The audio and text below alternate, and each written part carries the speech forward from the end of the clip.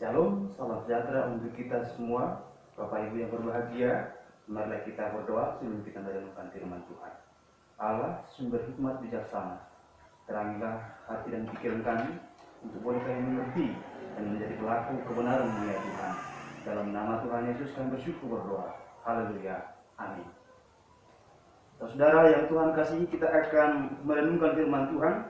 Saya akan bacakan untuk kita firman Tuhan yang pada kesempatan ini kita akan membaca dari surat Paulus pada jemaat di Roma pasal 1 ayat 18 sampai dengan ayat 23. Demikianlah firman Tuhan.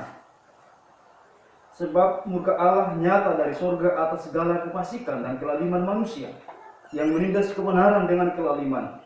Karena apa yang dapat mereka ketahui tentang Allah nyata bagi mereka, sebab Allah telah menyatakannya kepada mereka. Sebab apa yang tidak nampak daripadanya, yaitu kekuatannya yang kekal dan keilahiannya, dapat nampak kepada pikiran dan karyanya sejak dunia diciptakan, sehingga mereka tidak dapat berdalih. Sebab sekalipun mereka mengenal Allah, mereka tidak memuliakan Dia sebagai Allah ataupun mengucap syukur kepadanya. Sebaliknya, pikiran mereka menjadi sia-sia dan hati mereka yang bodoh menjadi gelap. Mereka berbuat seolah-olah mereka pun hikmat, tapi mereka telah menjadi bodoh. Mereka menggantikan kemuliaan Allah yang tidak fana dengan gambaran yang mirip dengan manusia yang fana, burung-burung, binatang-binatang yang berkaki empat atau binatang-binatang yang menjalar. Yang berbahagia Allah setiap orang yang mendengar dan melakukan firman Tuhan. Setelah 4 seri kita merenungkan firman Tuhan dari surat Roma ini, kita memasuki seri yang kelima dan tema kita hari ini adalah mengapa Allah murka. Sebuah khotbah yang besar yang dikhotbahkan oleh Jonathan Edwards ketika masa Puritan. Sebuah judulnya yang begitu menggelegar, yang memiliki dampak yang luar biasa kepada kebangunan rohani pada masa itu adalah di mana dia membuat tema yang sangat luar biasa, orang berdosa di tangan Allah yang murka. Para hamba Tuhan di zaman sekarang begitu mendengarkan kata murka, mereka menghindarinya. Mereka hanya mencoba menyampaikan yang indah untuk didengar oleh para pendengarnya. Mereka berkhotbah tentang kasih Tuhan, sukacita, berkat dan lain sebagainya. Tapi kita tidak dapat melalaikan bahwa Allah murka terhadap kelaliman manusia. Allah murka terhadap manusia yang telah melanggar setiap pernyataannya, firman-Nya. Itulah yang dikatakan Alkitab kepada kita. Jika kita ingin menyampaikan kabar baik, maka kita juga tidak boleh lupa dan tidak boleh mengabaikan bahwa Allah yang adil, tentu Dia juga akan menghukum setiap ketidakbenaran dan bahkan juga setiap pelanggaran akan kebenarannya. Saudara-saudara yang dikasihi, pada hari ini kita merenungkan firman Tuhan. Setelah Paulus menjelaskan tentang iman Kristen di awalnya, bagaimana tentang keselamatan karena kasih karunia, bagaimana pandangan tentang pelayanan, bagaimana pandangan tentang Injil Kristus. Dan pada kesempatan ini, ayat 18 sampai 23 ini, dia berbicara tentang Allah yang murka. Dan bagaimana? Mengapa Allah murka? Itu yang menjadi pertanyaan besar dan yang perlu kita renungkan pada saat pagi hari ini. Alkitab yang kita baca ini mengatakan kepada kita ada beberapa alasan. Allah murka karena manusia menindas wahyu.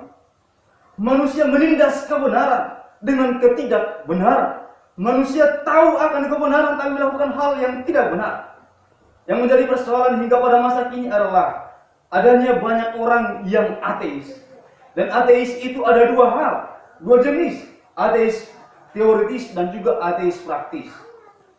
Orang yang mengatakan dirinya dia ateis, itu adalah ateis yang teoritis. Namun terkadang walaupun dia katakan dia tidak percaya Allah, pada hakikatnya dia takut melakukan yang tidak benar. Berarti pada hakikatnya dia takut ada tentang Allah. Tetapi yang menjadi persoalan yang lebih besar lagi adalah adanya orang ateis praktis, di mana dia berkata, saya percaya adanya Tuhan. Bahkan orang berkata, saya anak Tuhan, saya orang yang beribadah. Tetapi pada kenyataannya, kehidupannya bukan kehidupan yang beribadah, bukan kehidupan yang mengasihi Tuhan. Justru kehidupan yang seolah-olah tidak ada Tuhan yang memandangnya, yang mengetahuinya. Jadi ketika kita melihat di zaman sekarang ini bahwa manusia semakin hari semakin turun harkat dan martabatnya, manusia semakin jatuh ke dalam sifatnya yang berdosa. Hari demi hari terdengar dan terlihat jelas di sekeliling kita banyak orang yang mengingkari kebenaran, melakukan hal yang salah seolah-olah itu hal yang benar. televisi, radio memperdengarkan kepada kita setiap hari ada pemerkosaan, pencurian, dan tindakan-tindakan kriminal lainnya. Mengapa semua itu terjadi? Karena manusia sudah merasa tidak butuh Tuhan. Karena manusia telah mengabaikan adanya Tuhan. Mereka telah menindas wahyu Allah. Saudara yang kasih dalam Tuhan, ketika Alkitab mengatakan kepada kita manusia menindas wahyu, karena jelas bahwa Allah telah memberitakan tentang dia, bahwa bahkan Mazmur berkata bahwa langit menceritakan kemuliaan Allah dan cakrawala menunjukkan pekerjaan tangannya. Itu berarti bahwa manusia seharusnya sadar bahwa ada Allah, tetapi kenyataannya mereka pura-pura tidak sadar, pura-pura tidak tahu adanya Tuhan. Sehingga tatkala mereka menjalani kehidupan, mereka mengabaikan adanya Tuhan. Mereka berlaku sesuai dengan apa yang mereka kehendaki, bukan apa yang Tuhan kehendaki. Hari ini kita merenungkan kebenaran. Di manakah kita berada? Di mana posisi kita berada? Apakah kita orang-orang yang menindas kebenaran? Ataukah kita adalah orang yang mau berdiri dalam kebenaran itu sendiri? Hari ini jangan keraskan hati kita. Pilihlah yang benar, lakukan yang benar. Hiduplah untuk kebenaran, bukan hidup untuk menindas kebenaran. Yang kedua dari bagian ini adalah bahwa begitu banyak manusia yang menolak dan bahkan menentang Tuhan. Menolak Tuhan, menentang Tuhan. Itu yang terjadi pada zaman ini. Orang-orang menerima yang baik dari Tuhan. Setiap hari Allah memberikan matahari yang bersinar, hujan pada waktunya, malam pada waktunya, tumbuh-tumbuhan yang bertumbuh, makanan semuanya Tuhan sediakan. Napas kehidupan diberikan kepada manusia, tetapi mereka mengabaikan bahwa mereka harusnya bersyukur atas semua itu. Allah memberikan segala yang baik, tapi manusia seolah-olah tidak menyadari bahwa semua itu datang dari Tuhan. Mereka menolak beribadah kepada Tuhan. Itulah penentangan manusia hingga pada zaman ini. Saudara-saudara yang terkasih dalam Tuhan, zaman ini orang-orang tidak lagi memuja Tuhan, tidak lagi beribadah kepada Tuhan. Mereka beribadah kepada keinginan diri sendiri, memuja manusia, memuja harta benda, memuja kekayaan, memuja wanita, memuja laki-laki, memuja mobil, dan lain sebagainya. Bukan memuja Tuhan. Inilah yang menjadi persoalan hingga pada masa kini. Orang-orang telah meninggalkan Tuhan. Orang-orang telah mengabaikan Tuhan. Dan ini menunjukkan manusia semakin hari semakin jatuh dan semakin jatuh. Pada awalnya manusia diberikan hikmat yang luar biasa oleh Tuhan. Tuhan menciptakan manusia yang pertama itu Taman Eden. Mereka memiliki hikmat yang luar biasa dan dapat bertemu dengan Tuhan, berbicara dengan Tuhan.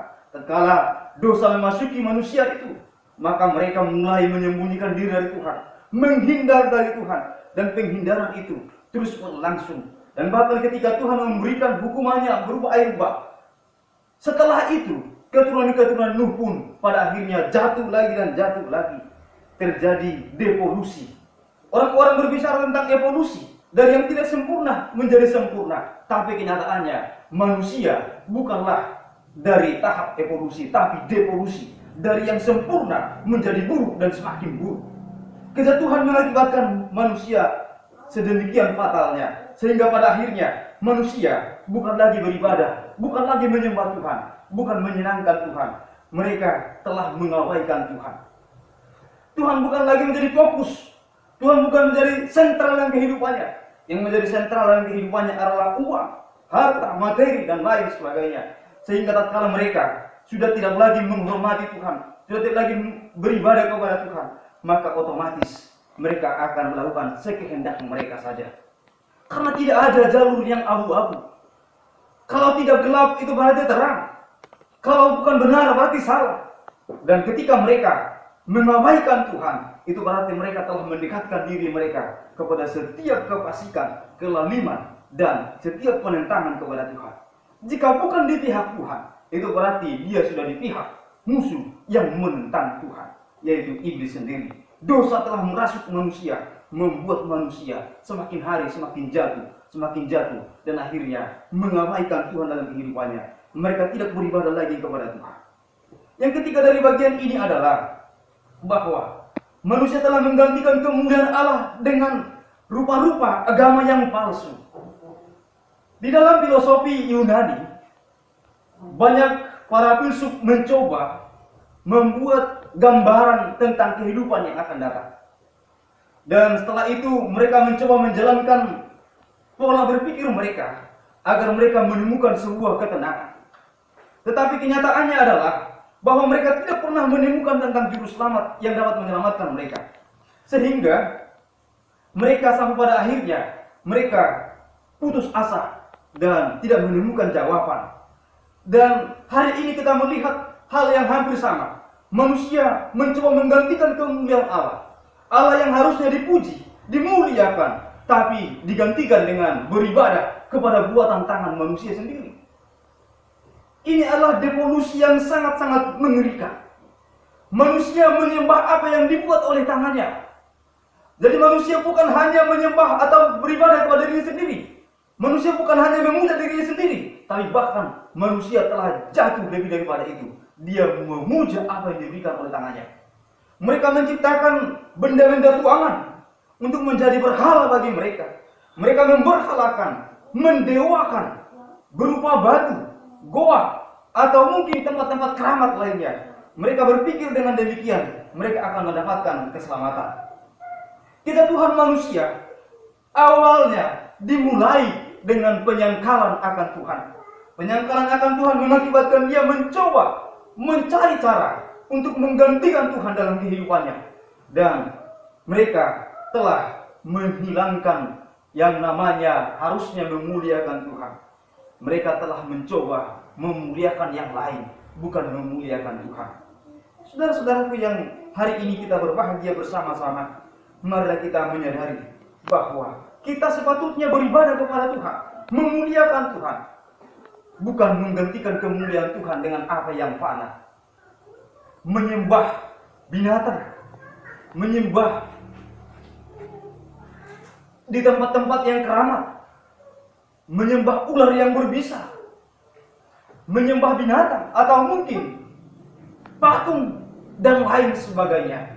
Semuanya itu adalah tindakan yang sia-sia dan sia-sia. Pada ayat 23 dikatakan demikian, mereka menggantikan kemuliaan Allah yang tidak fana dengan gambaran yang mirip dengan manusia yang fana, burung-burung, binatang-binatang yang berkaki empat, atau binatang-binatang yang menjalar. Di mana-mana hal ini sudah marak terjadi. Orang-orang telah meninggalkan beribadah kepada Tuhan. Gereja-gereja sebagian menjadi kosong. Bahkan juga tempat-tempat ibadah menjadi tempat-tempat yang lengang. Karena orang-orang bukan lagi memuliakan Tuhan. Orang-orang bukan lagi beribadah kepada Tuhan. Mereka telah memuja diri sendiri, telah memuja manusia, telah memuja berhala, dan telah memberhalakan banyak hal dalam kehidupan ini. Hari ini kita harus kembali kepada Tuhan. Kita harus kembali kepada kebenaran itu sendiri.